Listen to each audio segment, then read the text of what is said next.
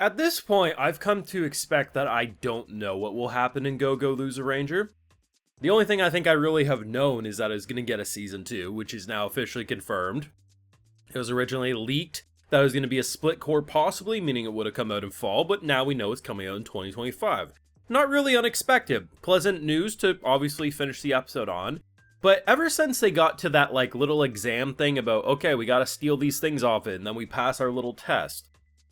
That moment onwards, 6 weeks ago, every single episode they did at least 1 to 3 things that blew my mind in ways I didn't see coming. So I walked in this episode very confused because I'm thinking to myself, there's no way Bluekeeper lives. Because if our boy is saying, here's Hibiki, he's actually a duster, even if he takes up a new identity, this man now thinks he's been infiltrated. And the most logical thing to do is to just poke someone's hand with a little knife and needle. You don't have to skewer them, but any damage would have dust particles. It'd be very easy to expose who's a traitor. And I literally, this whole episode, I'm thinking, there's no way he lives. But here's the thing, they've done such a good job with Bluekeeper's backstory and his character. He's a genuinely good guy. And I think the interesting thing about D is that he's, whether it was his own people, his duster bosses, or the keepers, the underlings both on his side and the keeper side, there's a reason why he saves them, because he sees them as himself, right? But that shot, the neck shot, and then how he falls into his sword. The whole episode I'm thinking, there's no way he lives.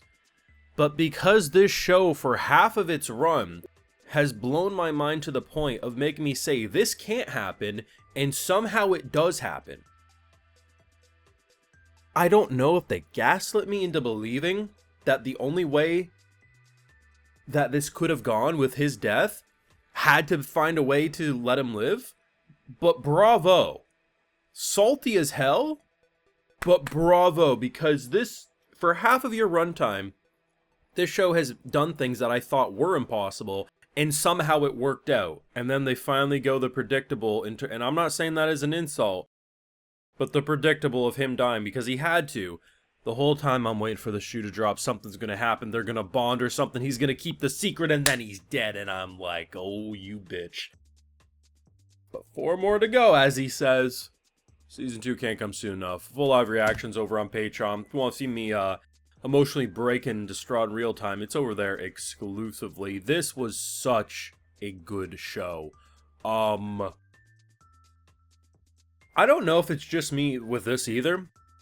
When we first started this show, and I read the synopsis, I saw the trailer, I thought the premise was going to be, because as we know, it's Power Rangers meets the WWE. That's at face value what the public sees. I thought that what the show was going to be was that D would keep doing these performances, and he'd find ways to eventually hurt the keepers or something like that. And very quickly, the show had him invade and, blend in. And I don't think the show would have been nearly as good if it would have went where I thought it was going to. But it would have still been fun, of course. But the idea of letting D's character really flourish in the way it did, it has to be such a conflicting thing for D, because ultimately, yeah, he did want to defeat Blue on his own free will and his own merits, but also he's so conflicted with his feelings, because especially when you get the flashback in this episode about his bosses and how they all wake up and they're basically like, bitch, you're gonna go do this. And then just how quickly the bosses just lose and just put them all into such a shitty situation. It's like, D's character went so much farther than I thought possible, because I really thought he was just kind of be like this angry boy who wants to kill the keepers, and instead he's really opened up and, he's very conflicted, and I think he's not the only one. X's as well is also quite conflicted. We finally get the confirmation that our boy ended up making it after pushing, what's-her-name into the elevator, and they're all, wondering, who could have done this? Because obviously he would have died if not brought to a doctor. And that clearly was X's doing. Now, X's in this episode also says, hey, this is all I know, this is what I have to do. But she's conflicted because not only did she clearly help a human, she also is feeling like she has to fight for her side. Hell, she took up his identity and fought for it. It's gonna be very interesting in Season 2 because obviously D and her are going to fight.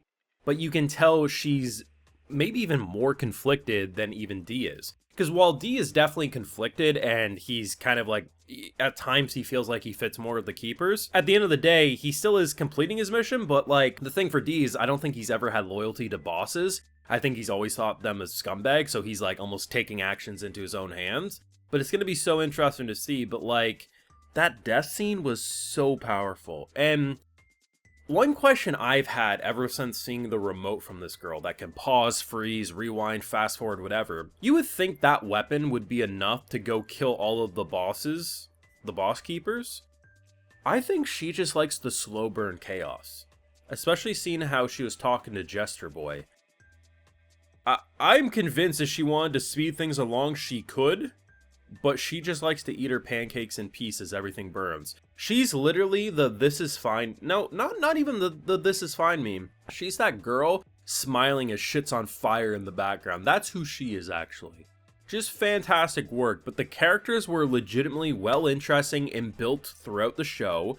The general scout, the general soldiers that are in training, I didn't think they would be that relevant, but it's interesting how those are actually going to be D's homies, and I don't know, like, there's a lot to really appreciate, but Season 2 is going to be even better. I can feel it in my bones. There's a lot of ways this show could have went, and I think at its worst, it still would have been a fun show, because if it would have just stuck to being more, okay, here's this gimmick of Power Rangers fighting these monsters, but they're actually working with us, we could have had like an Akiba Maid War situation where it's just like very funny, very silly, over the top. And like maybe every so often they did something emotional, but instead they went with such creativity, such flair. At no point when this show was 3D did I look at the 3D and say I wish it was 2D.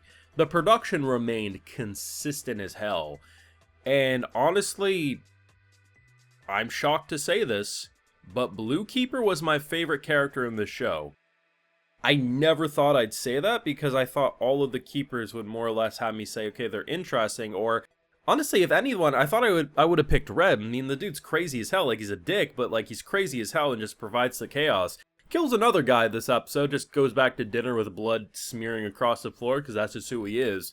But rest in peace, Blue. You were a real one, and you did not deserve that headshot, man. Or I guess neck shot is what we should say. Let me know what you thought down below and how excited are you for Season 2 next year. Let me know in those comments down below. Be sure to leave a like if you enjoyed, subscribe if you're new around here, of course, ring that bell. And like I mentioned, we got those full live reactions over on Patreon, and hey, while you're over there, I'll also give you a video shout out. Alrighty, so today we got Harry Truscott, Furno19Z, Selkie, Gareth Green, Durberg Jude, Kevin J. Coleman, Third Dynasty, Arter Kunha, Fabian, Toby, and we also have Ham of Rage. So I appreciate the support, everyone. Please take care, and y'all have a good one.